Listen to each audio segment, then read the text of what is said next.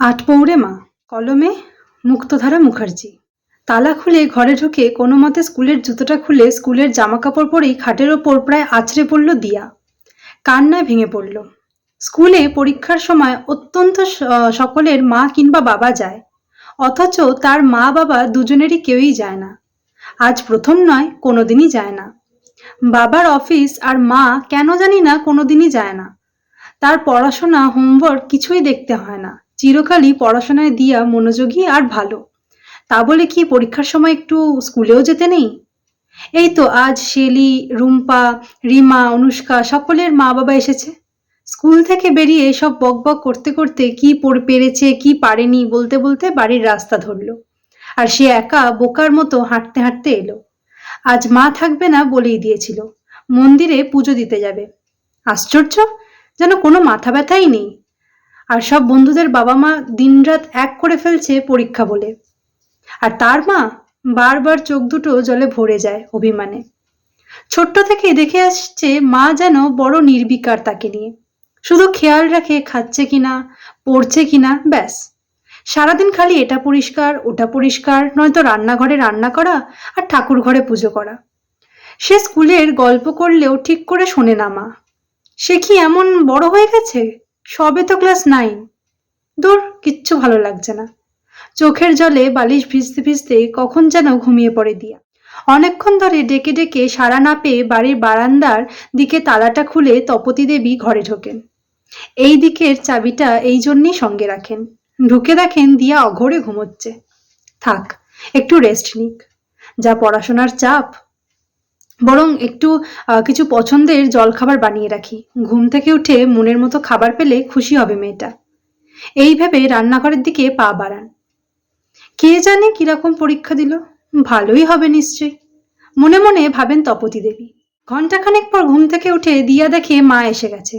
সে ঘুমিয়ে পড়লে ভগবান এসেও তাকে ডেকে তুলতে পারে না, তাই সবসময় বাড়ির বারান্দার দিকে একটা ডুপ্লিকেট চাবি সবাই সঙ্গে রাখে।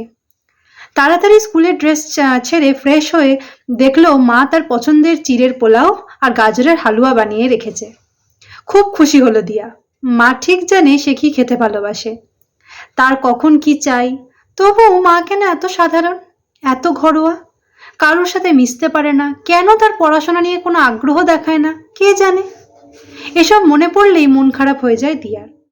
দেখতে দেখতে দিয়া বড় হয়ে যায়, তার মা সাধারণ আটপৌরেই থেকে যায়। মেয়ের সাথে কোনোদিনই কোনো বন্ধুত্ব গড়ে ওঠে না, উল্টে দূরত্ব বাড়ে প্রতিনিয়ত।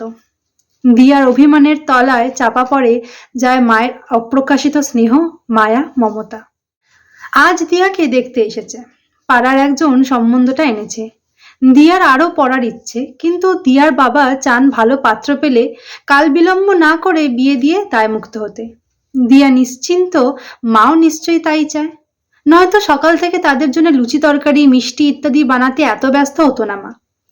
আর ঘর দোর সাজানো, পর্দা চেঞ্জ করা, উফ, যেন আজই বিয়ে। এদিকে ছেলের পড়াশোনা কি, কি চাকরি করে আর মানুষটাই বা কেমন কিছুই জানা নেই।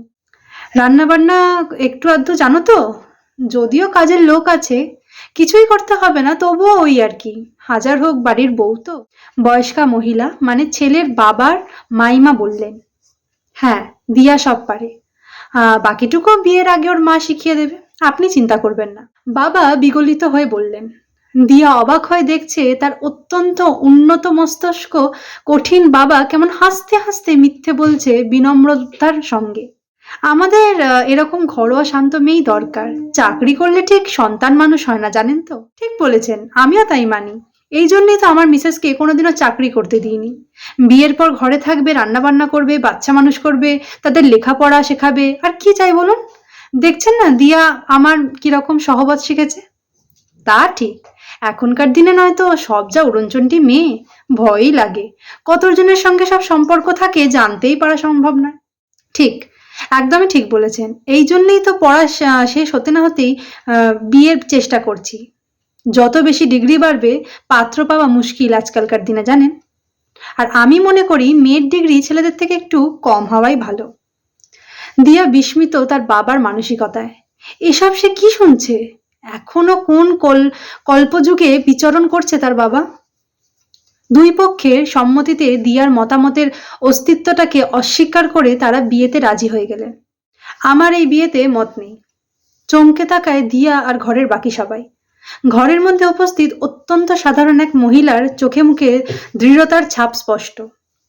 তোমার কি মাথা খারাপ হয়ে গেল? কি বলছো তুমি? জানো? ক্রুদ্ধ দিয়ার বাবা গর্জে ওঠেন।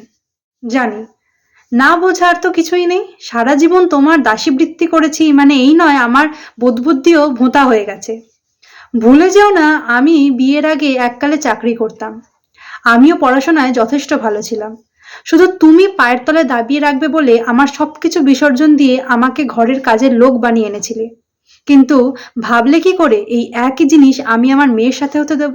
দিয়ার গলার কাছে কি যেন একটা দলা পাকিয়ে উঠেছে।